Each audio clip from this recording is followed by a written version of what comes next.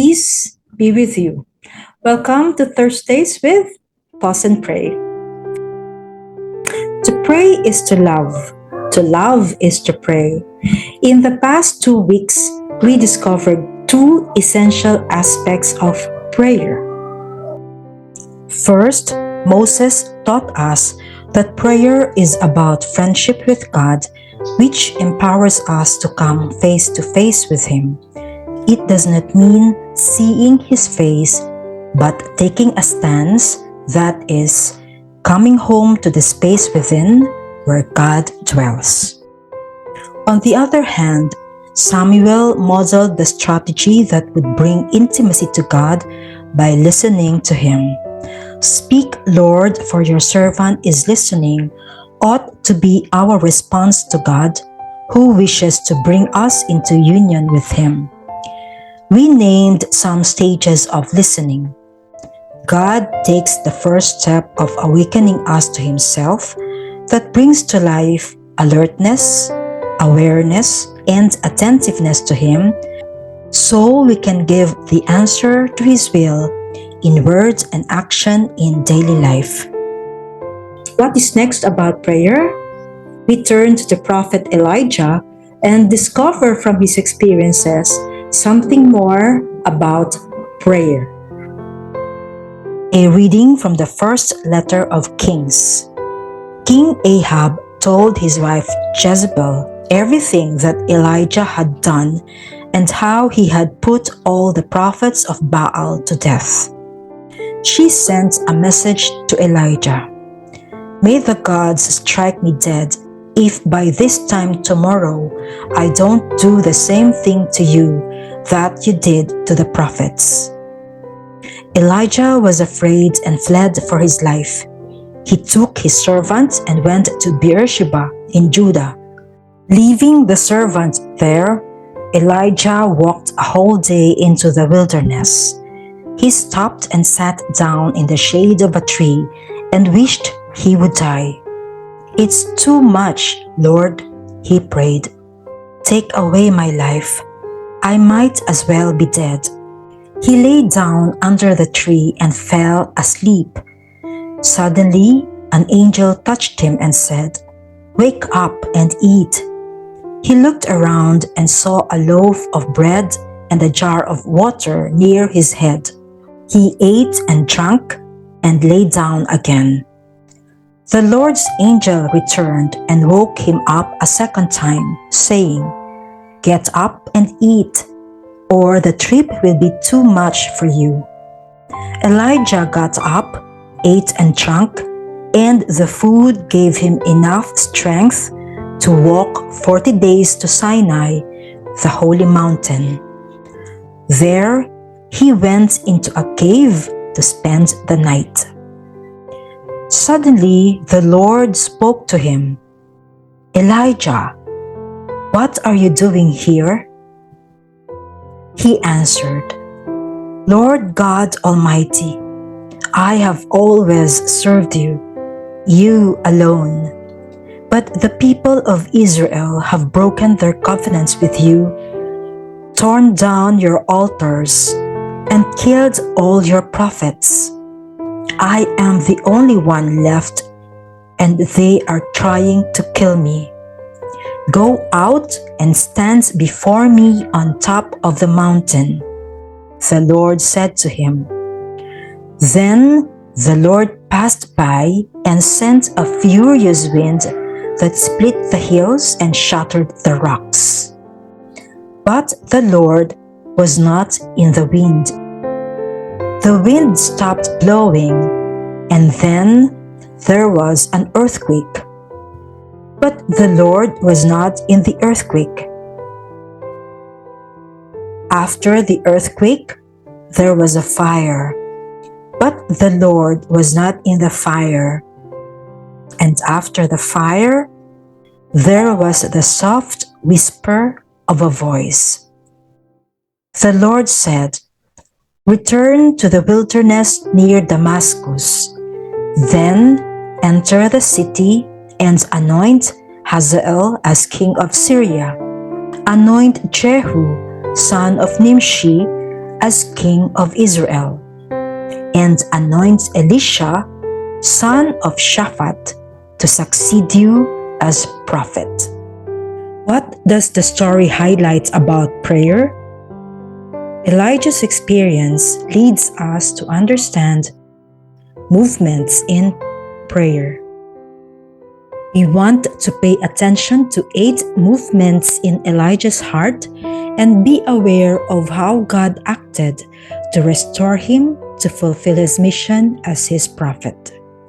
First was courage. Elijah dared to have the Baal priests slain after they lost a contest with him to see which god would heed prayers to ignite a bull offering, Baal or Yahweh. Second, fear. Fear for his life because when Jezebel heard of the slaughter, she angrily swore to have Elijah killed, forcing him to flee for his life. We note that because of fear for his life, Elijah wanted to give up his mission as a prophet by fleeing into the wilderness. God knew about this and would help him address this. Third, calming down.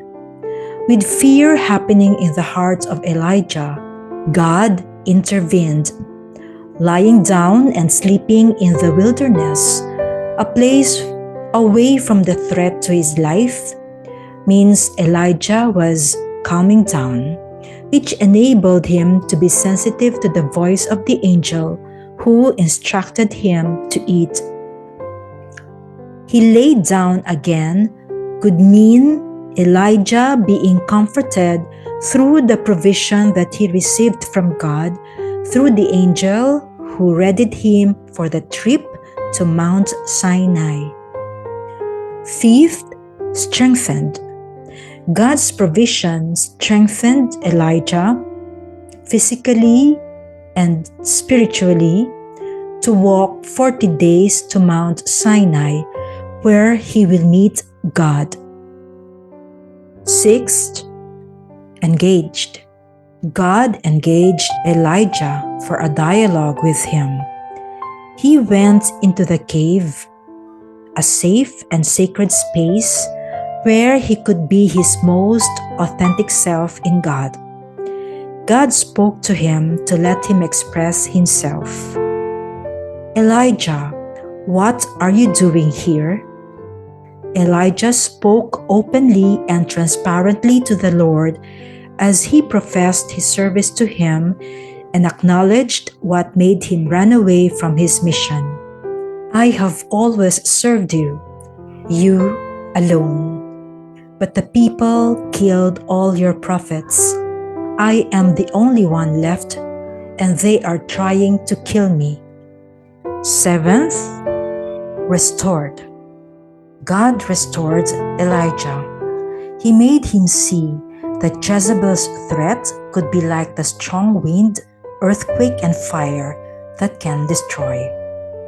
It shook his faith and tried to diminish him as God's prophet. He again awakened Elijah to the soft voice he could only hear in the depth of his being. Once again, Elijah was home in God's presence, which restored his trust and courage to do God's will. Eighth, courage. Elijah regained his courage as a prophet. He was standing before God meant a readiness to do God's will. So God recommissioned him. He sent him to do 3 tasks: to anoint Hazael as king of Syria, Nimshi as king of Israel, and Elisha as the prophet who would succeed him. God restored Elijah. On the 7th movement, Elijah was a new person who renewed his trust and courage for the mission. God led him in the process of reclaiming his life and mission as God's prophet. God moved to address his fear by calming him down with a place to rest, consoling or comforting him through an angel, strengthening him through his provisions, and engaging him in a dialogue that allowed him to express his fears. In our prayer, we can also see God's movements drawing us to the rediscovery of who we are, called to reconciliation, renewal, or restoration. Elijah's experience reminds us that God does not and would not destroy us to pieces, but restores our broken pieces with gentleness and tenderness to become a new creation. He helps us pick our broken pieces to integrate them, resulting in greater fidelity in Him, who promises to always stay with us. Each prayer that we enter into brings about this kind of movement within. It strengthens the grasp of our identity that we can trust and with courage invest our time and energy for God and His work. God is not in the strong wind, earthquake, or fire. He comes gently and speaks with the sounds of a low whisper or a still small voice, a gentle blowing, or the sound of sheer silence. Thank you for watching and listening. I hope this discussion shed light on what God does in our prayer and inspired you to make time for Him in prayer. For the guided prayer on the theme Movements of God in Prayer, as well as the videos on Moses and Samuel, you can watch them in my page, Pause and Pray with Etta. God bless us.